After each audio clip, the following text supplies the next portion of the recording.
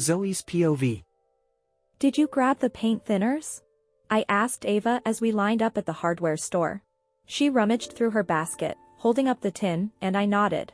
We were revamping some of the outdoor furniture and had stopped on our way to do the school run to grab a few things before picking up the kids. You think it will get it off? Ava asked, reading the instructions on the back of the tin. Yeah. It'll work. Just don't get it on your skin, it burns like a bitch, I tell her while we go through the self-serve. I take the tins from her and quickly scan them. We pay for our items before walking back out to my little car. We were loading everything into the trunk when I heard the screech of tires on the road. We both look over our shoulders to see a red van speed past at alarming speeds. Both of us watched the commotion on the main street before the car left our sight. Geez. Bloody twit. It's a school time, Ava says, shaking her head. I sighed, quickly closing the trunk before climbing into the driver's side. I had just started the car and Ava was climbing into the passenger seat when my phone rang. It was Marcus checking if I was still right to grab the kids. I told him we were on our way to the school before quickly hanging up, and he promised to meet me at home. We clip our seatbelts in and pull onto the road. We were driving past the reserve toward Valens Pack where the school is when the roar of an engine was heard coming up fast behind us. Ava looks behind us and groans. It's the dickhead from the hardware store, she says, turning back to the front. Must be the day for idiot drivers. Going around the slight bend, I am jolted forward in my seat. My head hits the steering wheel and I vaguely remember hearing Ava scream and the sound of creaking metal when everything went black. My head pounded when my vision returned, and pain slithered up my spine. The smell of oil and rubber reached my nose as I dazedly blinked to find I was upside down, my eyes blurred and throbbed to the same beat as my head, smoke and dust filling the inside of the car from the smashed windows. The scent of blood wafted to my nose, and my hands hung above my head as I realized we had crashed. I tried to remember what happened, but I groaned, dazed and pained. Looking over at Ava, she also groaned before tugging at her belt. I tried to warn her and reach for her, but it was too late as she undid her seatbelt and crashed onto the roof of my upturned vehicle. I tried to put my hand on the roof to support my weight when shooting pain washed through my hand. I shrieked, looking at it to find my thumb dislocated when Ava unclips my seatbelt and I land on my busted hand. Zoe, what happened? Ava murmurs, clutching her head, and my surroundings spun as I rolled onto my back. I glance out the window to find we were in the reserve. How long had we been out for? The truck, I groaned, rolling back only to see feet racing toward us through the broken window. A gasp escapes me and my eyes widen when I see a man reach in through the broken window and grip Ava's hair, just before she turned to see what I was looking at. He started yanking her through the smashed, mangled window. Ava screams and thrashes and I grip her legs, trying to hold her when she is yanked from my grip. Her screams rang out loudly when a man I had never seen before punched her and knocked her out. Her body goes limp and I crawl out the window of my wrecked vehicle and try to stop him, only to forget about the other two set of feet I saw. Arms wrap around my torso as I scream for them to let her go. Her body was floppy over the man's shoulder. Twisting, I try to turn in the man's grip, trying to get loose before I sank my teeth into his bicep. He growls and lets go, allowing me to escape his clutches. The man with Ava walks up the steep incline, and I chased after the man who grabbed her. Before I could reach her, I was tackled, and the air expelled from my lungs with an oomph. I wheeze, trying to catch my breath when I feel the mind link open up. What do you want to do with this one? A deep baritone voice calls out above me as I thrash trying to get out from under him, his knee pressed in the center of my back crushing my lungs. Bring her. Boss may let us keep her. I heard another voice call out and the man above rolled me over, his hand wrapped around my throat, and he smiled cruelly. His dark hair falling in eyes when I heard Marcus's voice flit through the mind link. Babe? Marcus screams through the link. Marcus! I shrieked. Oh, we'll have fun with you all right, the man growls, flashing his teeth as I try to free myself. I scream when I feel his tongue roll across the side of my face and he groans lewdly. His friend behind him is laughing and I try to alert Marcus when a fist connects with the side of my head. I gaze dizzily up at the sky, my eyes losing focus when I am hit again and see nothing but darkness. Sometime later. Ava's POV. Motion and bumps woke me. We were in the back of a van, and my hands were tied behind my back. My fingers felt like they were losing circulation when I hit the sidewall before hearing a chuckle. A whimper escapes me as I lay on my trapped arms, and I look up only to be kicked in the stomach by the man sitting along the sidewall. His legs were what I had slid into. I grunt at the impact and am winded instantly when the van stops, causing me to roll onto the other side. The double back doors are swung open. I suck in a harsh breath as pain rattled through all of me and I could taste my own blood and smell. Turning my head, I searched for her to find Zoe also tied up, and another man with ash blonde hair was pawing at her and squeezing her breasts. Her chest was littered with bite marks, her shirt had been torn off her and she was only left in her bra and black slacks. Zoe was unconscious and completely limp. Fear coils and slivers through me. "No!" I gasped.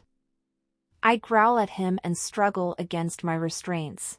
"Don't touch her, you sick fuck." I scream at him when I see the man push his hand down her pants. At the same time feel a pinch in my neck, and the dark-haired man waves a syringe in front of my face. "That'll do, bitch. Now quiet or you will get a taste of what she gets," the man who kicked me says. He sweeps his dark hair from his eyes before he gripped my arm, dragging me from the back of the van. I felt funny. My vision tunneled, yet I remained conscious, although I felt the wolfsbane burning through my system, stunning my wolf and muting the mind link. I cursed myself. I should have played dead and alerted my father. Yet I was helpless as I felt the drug take effect and I was tossed onto the cold concrete floor. My head bouncing off it painfully when Zoe falls beside me. "Zoe?" I groaned. She was drenched in blood, and I knew I was too, but she had a deep gash across her forehead and blood dribbled out the corner of her mouth. "Zoe." I cried when I saw the man who stabbed me in the neck also stab a needle into hers. She doesn't respond. When I hear the sound of footsteps, my eyes try to glance around. My body was paralyzed, and it wasn't until the footsteps drew close enough that I could see his face. "Carter." A growl vibrates and dies in my chest. He wore a dark blue suit. Carter looked like his father, only more unhinged. His eyes are half red and half green like snake eyes, the aftermath of being a Forsaken. His scent was also off, not rogue but also not smelling like a pack wolf either. His hair was styled messily like he had run his fingers through his gelled hair. Tattoos poked out from under his open buttons on his white dress shirt and on his arms where his sleeves were rolled to the elbows. "Who is that?" Carter asks, motioning toward Zoe with his hand. "Some horse she was with. I think Ava called her Zoe," the dark hair man says while looking over at his buddy, who shrugs. "Aw. Just a rogue whore," the blonde man says. "She isn't. She is Beta Marcus' mate," I try to rasp out as my tongue thickens, swelling in my mouth. My words are not even audible with the way they slurred. My heart raced in my chest when I saw him bend down and grip her face, turning it to look at her. "She is marked," Carter sneers. I watch as Carter stands up and nudges her onto her back with his foot, and he sighs, looking at his men before his eyes roam over her half-undressed body. "Do what you want with that one. No one touches John's daughter though. I need her alive for now," Carter says, and the two men chuckle darkly. The blonde man licks his lips as he bends down to grab her. My heart sank into my stomach, a pit forming as I watched her get tossed over his shoulder before I am also grabbed. We appeared to be in some sort of warehouse, but as they moved toward a door, we were suddenly descending stairs. I tried to take everything in, looking for an escape and trying to remember my way through the tunnels as they navigated the twists and turns. We seemed to be in the old emergency evacuation tunnels that ran beneath the city, but were all supposed to have been closed up years ago, but it was obvious Nixon's pack had been opening them, because after about 10 minutes of walking I was deposited onto the cold floor in a part that opened up wider, creating a large space. Zoe is dumped beside me, and she grunts as she comes to when hitting the hard ground. She blinks rapidly as she wheezed while trying to catch her breath. Her eyes fell on me and tears burned my eyes, and she opened her mouth, but like me, she couldn't get her tongue to work. Yet it didn't stop her blood-curdling scream when one of the men started ripping her pants off. I wanted to help her, yet was powerless to do anything but watch as she screamed. I sobbed when Carter wandered into the room, his shoes loud on the concrete as he made his way over. He saunters over to me and crouches beside me. Carter peers over his shoulder as his men fight over who would get her first. He smirks and taps my face in his hand. "Don't worry, Ava. I will make sure you get to watch." He purrs, sweeping my hair away from my eyes. Should have taken me up on the marriage proposal. Oh well, he clucks his tongue. Your sister and father made an enemy of the wrong person. But, he pauses when Zoe screams and Carter laughs as I watch one of the men run a blade between her breasts and cut her bra away. Yet all she could do was lay there and watch what they did to her. A whimper escapes me. Now, if Valen and your father don't meet my demands, that will be you next, he says before rising. Zoe cried and screamed before she just stared off vacantly, like she suddenly became an empty shell. Her eyes staring at the ceiling and her screams died out when the dark-haired man pushed her legs open and pushed inside her. I screamed and cried, clenching my eyes shut, unable to watch as they raped her. Praying someone would get to us before they killed her. Yet as the hours dragged on, I lost track of time. And on regular intervals I was jabbed, just like Zoe, with a needle. I had no idea how long had passed and I had dozed off when I heard footsteps of the two men and Carter returning, along with another man. Carter nods toward his men who then dragged a screaming Zoe from the room, down the tunnel and around the corner into the next room. Her screams rang out loudly, and I threw up, choking on my vomit as it suffocated me. I prayed they would kill me. I couldn't handle her screams, handle her cries and what I saw. I wanted to tear my eyes from my head to unsee the horrid things they did to her. The horrid things I was forced to watch and the vile things she endured. Only death didn't come, because Carter swiftly walked over, turning my head enough that I did not aspirate on my own vomit. There, that's better. Can you see? Don't want you to miss the show, he taunted, wiping my wet eyes before he grabs my hair. He drags me through my own vomit and to where I had a better view of the new man raping my friend. Anger burned through me and I roared, my anger forcing words out. I hope he rips you to fucking shreds, you fucking pig. I screamed and Carter laughed. He dropped me on the floor, the back of my head smashing the pavement when I saw his foot come toward my face and everything went black. Time was lost to me when I came to, though this time I had feeling in my limbs, yet my mind felt stunted. Warmth bled into my back and her body shook, which made me turn my head to find Zoe huddled beside me, her knees clutched to her chest, yet the dead look in her gaze was off-putting. Sluggishly, I pull myself up to a sitting position and lean against the wall she was leaning against. I press closer to her, trying to warm her naked form. She looked like she had bathed in blood. Zoe? I murmured, but she just stared vacantly ahead and I turned my head to find Carter on the phone. Well, I will hand the little one back. Send the rogue to get her, but Ava stays until you stand down and hand the city back over Valen, and don't forget my money, he snarls into the phone before hanging it up. What's going on? One of the men asked, glancing over at us. Grab her. Her friend is going to do the exchange at the bridge. And if she doesn't bring the money with her? Then we toss her over, but Everly won't risk her sister. You, watch Ava, he says to the ash blonde one. Grab the bitch. She is coming with us. What about Valen? The dark-haired man says. Not an issue. He knows if he follows the woman I kill Ava. He wants her back. He stands down as alpha and relinquishes his pack to me, Carter says, and I gasp. And John? The man asks.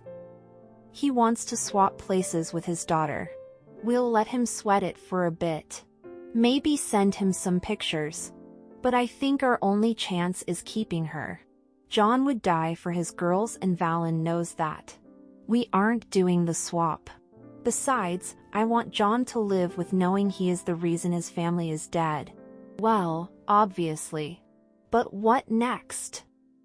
Once Valen stands down, the city is ours. Then I will get revenge on Alpha John when I kill his daughters and grandson, Carter says, confusing me. And her? He motions toward me. We kill her. But first, we'll play with her, he cackles loudly while walking out. The dark-haired man moves toward us and reaches for Zoe, who spits on him. He backhands and I launch forward only to be kicked in the face by the other man, and she is dragged out kicking and screaming by her hair. Valen's POV. We found Marcus when we located the car. He was furious and I couldn't get a coherent thought out of him. Whatever he felt through the bond made him want blood. He was more crazed than any Forsaken I had come across. It took 12 of my men and myself to take him down. We had to sedate him, which only caused fear to twist in my stomach. We found Zoe's car down a ravine by the reserve. It was on its roof, but no sign of the girls, yet tire tracks in the mud told us they were run off the road. We had the entire city out looking for them. None of us could locate them via the mind link. Slasher Pack was also out searching. John was beside himself and Everly was a frantic mess. In a matter of minutes our worlds were turned upside down and Everly was convinced Nixon had come back and took them. I had men out looking for Carter and he was located quickly. He gave us the all clear to search his pack. 2 days they were missing 4, it made no sense until the first ransom call came in. A growl tore out of me when I heard Everly answer the call and Carter's voice was heard on the other end. Now that I have your attention and you have been unable to locate them, you will meet my demands, Carter states. Everly stared at the phone checking the number and it was definitely Carter's name. She puts him on loudspeaker and my brows furrow. The bastard even helped us search his pack territory. Was this some sick game to him? Carter? I asked. Hello Valen, Carter drawls through the phone. Done wasting resources? Though I am shocked at how hard you searched for Zoe, is it? I growl at him opening the mind link. You sick fuck, Marcus will kill you when he gets his hands on you. I never touched her, he claims. Find Carter. He has them, I call through the link. Well, that was fast, he says, confusing me. Excuse me? 2 seconds and I hadn't even asked for anything yet and you called across the mind link. You won't find me, he says, and I look at Everly. He laughs. I knew he was crazy, but this was a whole other level. I have a mole. Don't be surprised, you have plenty of enemies in this city. It shouldn't come as a surprise to no one lives in your pack, fuck. That renders the mind link useless. Where is Ava and Zoe? I demand. With me, of course. Now call off your men or I send Zoe back in pieces. Everly whimpers beside me and I glance at her, the blood draining from her face. Macy bursts into the living room. She had been staying here while we organized search parties. She rushes to Everly's side and helps her sit down. What do you want? I swear, if you have hurt them. Though I knew he already had, by the fact my beta has had to be sedated for 2 days. You'll do nothing, Valen. I am calling the shots. Now I have 2 requests. 1, I want the money John owes. 2, you stand down as Alpha, hand your pack over to me, and leave the city. Leaving your mate and son behind until I know you are far enough away for me to escape. Like fuck I will. Hand them over and we can talk this out, I tell him. You're not in a position to compromise. As I said, I'm calling the shots not you but as a sign of goodwill, I want the money by 5 p.m. I will select the meeting spot and send Everly to drop the money off. No! I snarled, cutting him off. I don't think you understand the position you're in, Valen. I'll do it, Macy says. I glance at her and Everly shakes her head trying to get out of her seat, but I growl telling her to sit down. See, you have a volunteer. May I know who the brave lady is? Carter asks and Macy growls. Oh, and she sounds feisty, Carter chuckles. You're a sadistic prick. Oh, you have no idea how sadistic, but nonetheless, money at 5 p.m. I will call with the drop-off point and tell her where to go. In return, I will give her Zoe. Once you see I made good on this, then we move on to the next part. You want me out of the city? That is fine, but I am taking my mate and son with me. That isn't what I agreed to, but for now I need the money. If anyone follows her, I will get one of my men to slit Ava's throat. Everly gasps at his words, making my eyes dart to her briefly. Why are you doing this? I don't know. Why am I doing this? Maybe I am just a sadistic prick, he laughs. Do as he says, Valen, Please, Everly begs with tears in her eyes, though her rage was evident through the bond. Take the deal. I will meet him, Macy growls. So the girl, what is her name? Her name is Macy. Ah, the rogue whore. I heard about her, quite the brute, Macy growls, snatching the phone from me. Macy gives Carter her number, and Everly starts calling banks to empty accounts to come up with the money. It just made no sense, and who was the mole in my pack? There was only one way for him to know I used the mind link, which means one of my men was with him. One person follows her, and I kill Ava. Carter snarls as Macy hands the phone back to me. Yeah, I fucking heard you. I was about to hang up when he spoke again. Well, I will hand the little one back. Send the rogue to get her, but Ava stays until you stand down and hand the city back over Valen, and don't forget my money, he snarls into the phone before hanging it up. He had them all this time, Everly says, her hands shaking as she rubs her face with them, wiping the tears away. I have to tell my father, she murmurs, getting to her feet and passing me the phone that she was on the bank with. I send Officer Derek to retrieve the cash and bring it here, while I have Doc sent over to give Macy a dose of the cure in case Carter tries anything. We then waited by the phone for it to ring. John came over with my father, and the moment the phone rang he pounced on it and begged to swap places with Ava. My father had said John had called Carter on the way here, but Carter refused. This whole scenario was bizarre and I couldn't figure it out, none of us could.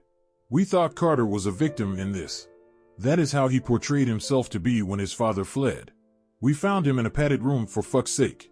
Was it all an act? Put the girl on, Carter snarls, obviously getting sick of John's begging. He hands the phone to Macy. Get in your car. I will tell you the directions. One person follows and Ava is dead, so don't try anything, he snarls, and Macy swallows and looks at us. Taylor comes out from up the hall, tears brimming in her eyes.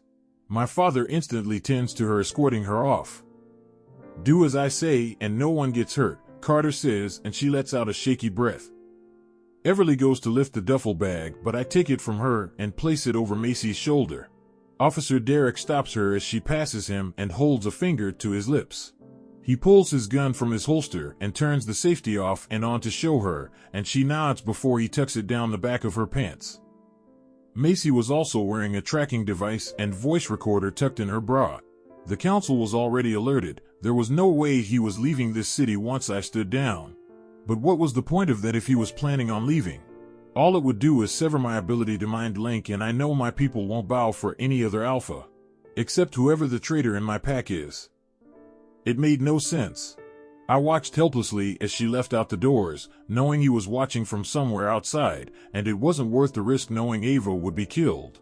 For now, I would play his game until the council arrived. Then I would kill him. Macy's POV.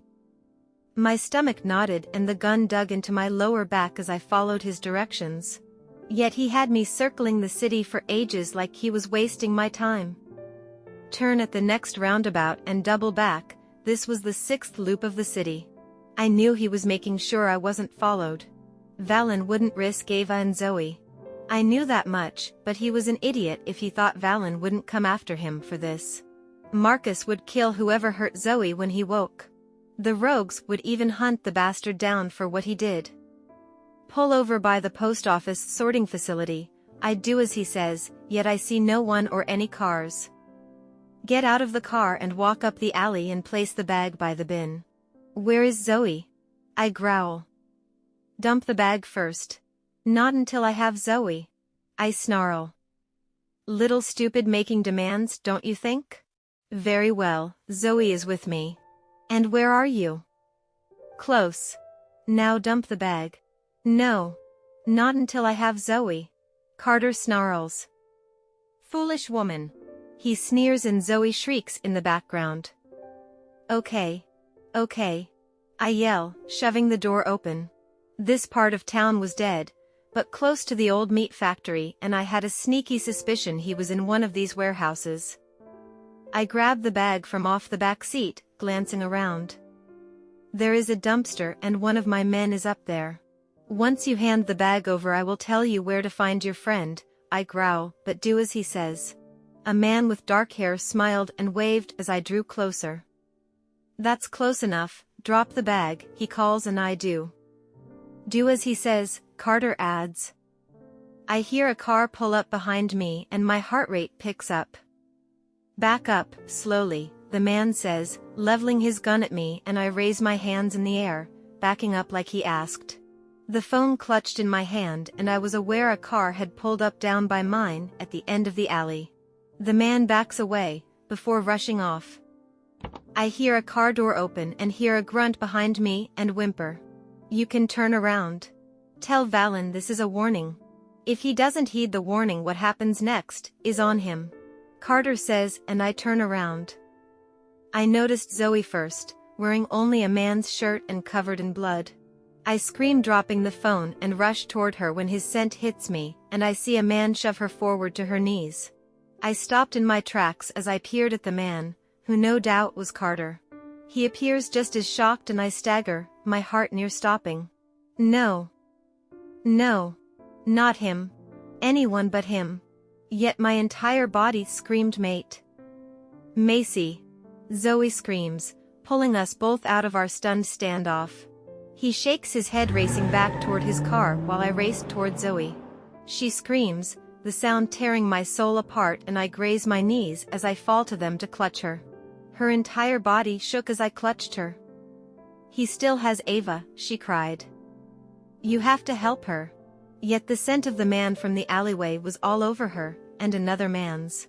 Though not Carter's, yet he let them do this to her.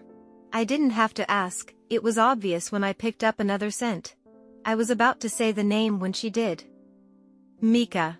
Mika is helping Carter," she choked out and sobbed. "Mika did this?" I asked, and Zoe whimpered. "Wait, does Derek know his son is in on this?" "Where is Marcus?" "I want Marcus." She whimpers as I haul her to her feet. "I will take you to him. Come, we need to get you to hospital." Yet my stomach turned. How could I be mates to a monster? A monster that hurt Zoe. Hurt my sister. My blood boiled in my veins, yet I contained it. He deserved what was coming for him. My Casey? Oh my God, Macy, where is Casey? Zoe was unbelievable. After whatever she endured, all she cared about was her mate and daughter. Her hands clutched me tightly and I opened the passenger side of my car and helped her in. "She is with Everly. She is safe. But for now, I need to get you out here and alert Valen about Officer Derek's son." I snarl the last word. Everly's POV. Macy rang me as soon as she got Zoe, and I demanded Valen take me to the hospital to meet them. Macy also said to bring Officer Derek along with us, so we left the kids with Kaylin and my father while we went off to meet them. My anxiety was through the roof as we waited. We were sitting in the room with Marcus, who was slowly coming out of sedation. Valen was trying to calm him down, because as soon as his eyes opened, he was trying to climb out of bed. My phone started ringing and I pulled it from my pocket and answered it to find it was Macy. "I'm in a room a few doors down from Marcus. Hold off on letting Marcus see her for a second. And come here." "He shouldn't see her like this," she tells me, and I glance at Valen, who is trying to hold Marcus in place. Officer Derek whips out his handcuffs the moment Valen tells him and cuffs him to the bed. "Macy has asked me to go see Zoe. Are you right with him for a second?" I mind-linked Valen and he nodded, looking at Officer Derek, who nodded. Officer Derek follows me a few doors down, and I suck in a breath before opening the door and stepping in. What I wasn't expecting was the scene in front of me. Zoe was frantically fighting Macy, who was trying to restrain her and calm her down. Nurses stood around her and a doctor with a syringe like he was about to try sedate her. I growl at him and he drops the needle, stepping away from her, and Zoe's eyes snap to me, and so does Macy's. Though the snarl that left her when Officer Derek walked in behind me was thunderous. And the next second, she had pulled his gun on him. "Macy!" I hissed in shock, rushing to Zoe, who clutched my arms. Yet she refused to lower the gun, but I was more focused on Zoe, who refused to let go of me, begging and pleading to be able to see Marcus and Casey. "SHH, breathe, Zoe. Deep breaths. Marcus is fine. You can see him in a minute, I whisper as tears burn my eyes at seeing her so frantic. She reeked of wolf scents when I picked up a familiar scent. One that had my head turning toward Officer Derek. Out! Macy snarls at him, pointing the gun at him. He held his hands up and did as she asked, stepping out of the room while she followed after him. Valen, get to Derek before Macy shoots him. She is in the hall, I mind-link turning my attention back to Zoe. I just want my baby. I want my Casey. Zoe sobbed, her nails digging into my arms, and my eyes ran over her. She was a mess. Covered in blood, and I swallowed, the pain in her voice, the desperation. I don't even think she registered Macy had left, her mind only had one focus, and that was to get to her family. Okay. But you don't want to scare Casey, do you? I ask her, and she appears to be confused. I grip her hands, prying them off my arms where she drew blood with her nails. You don't want to scare Casey, Zoe, I tell her, holding her hands up in front of her face. She blinked at me before noticing the blood on her hands. I promise I will take you to them. But you need to let the nurses check you over, and, I swallowed, looking at them. They need to take some swabs, so we can get those that hurt you. So they don't hurt anyone else, I tell her, and she blinks, staring at her hands that tremble violently. I don't want to scare Casey, she murmurs. That's right, we don't want to scare Casey. I am right here, okay. But I need you to lay down so we can make sure. You are okay. I felt stupid saying that. I knew she wasn't okay. I'm right here, I tell her, nudging her toward the bed before turning to the doctor. Get a female doctor. You're not touching her, I tell him, and he rushes out. Casey mutters to herself as she lays down, and I could see she was in shock. And she appeared to remain in that state while doctors and nurses cleaned her up and ran their tests when she lurched upright. Ava, she gasped with wide eyes. They still have Ava. You have to help her, tears pricked my eyes at her words, some escaping and slipping down my face. I know. But for now, my focus is on you, I tell her. Doc came in and I was about to tell him to get out because we had the female doctor here and that he wasn't really needed, but Zoe sat up. Marcus? She asked, her voice pleading. He is down the hall. I can take you to him. But first, I have some officers that want to take a statement from you, Doc tells her. He smiles at me sadly. No! I want my mate, she says, shaking her head. Can you do this one thing first? Just this one thing, and then he will take you to Marcus, I tell her when I hear a howling wail from outside. Zoe, understandably in shock, didn't seem to notice it as she laid back down when a female officer came in. I bite my lip, wondering what is going on out in the hall when Macy comes in. I glance at her, and she walks over to me. Mika was one of them, she whispers to me, and my stomach drops. He would do that to his daughter's mother? My blood boiled, but it explained his scent and Derek's reaction from in the hall. Zoe gave her statement, and I nodded for Doc to get Marcus. We helped her out of bed, she wore a hospital gown and was mostly cleaned up. The nurses helped us shower her to rid her of their scents that lingered on her. She was jumpy, but she also knew we were trying to help her. Zoe knew Macy, and I would never hurt her. Yet the moment Marcus stepped in the room, something snapped within her as she tore out of our grip. Her body crashed against his, sending him backward as he clutched her. Valen walks in behind him and steps around them. The nurses quickly leave while we watch all the broken parts of both of them shatter more as Marcus comes to the realization of what happened to her. No one told him, but he knew that much was obvious when he sniffed her and his eyes went to Valen. The murderous look on his face was evident. He wanted blood. And Valen nodded to him in a silent message telling him he would get it. You're okay, Marcus whispered to her, tears slipping down his face as he rocked her. We are gonna be okay. He whispers repeatedly to her, using his mate bond to soothe her as she sobbed against him. Derek? I mind-link Valen. Hunting his son. He had no idea? I asked. No. I commanded him, he had no idea. Apparently Amber left Mika. And she took another as a mate. He has hardly seen his son since. Said he hadn't been of sound mind. I nod, clenching my teeth. He would pay for what he has done, and so would Carter for allowing it. We knew he didn't touch her because his scent wasn't on her, but there were two more. I just prayed Ava wouldn't be subjected to the same thing. I need to go. Can you watch Zoe? I'll be back soon, Macy whispers to me. My brows furrow, but I nod to her. She probably wanted to get changed out of her blood-soaked clothes. Are you heading home? I ask, and she nods. I just want to change, and I need to check on Tatum. He has been blowing up my phone. I nod to her. Macy leaves, but I couldn't help but feel something was up with her too. Or maybe it was the shock of everything. She leans down and touches Zoe's hair where she was sitting on the floor with Marcus. Zoe looks up at her. I'll be back soon, okay, Macy tells her. Casey? Zoe asked. I will check on her, okay?